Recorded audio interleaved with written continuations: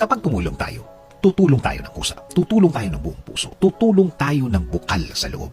Dahil masarap naman talaga ang tumulong kesa ikaw ang tutulungan. Remember the phrase? It's better to give than to receive.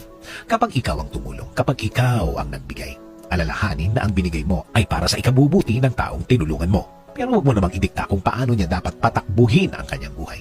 Dito nagkakaroon ng conflict ang mga tulungan sa magkabilang panig. Kapag ang isa ay isinumbat na ang kanyang ibinigay at ang isa naman, feeling niya walang bayad ang tulong na ibinigay.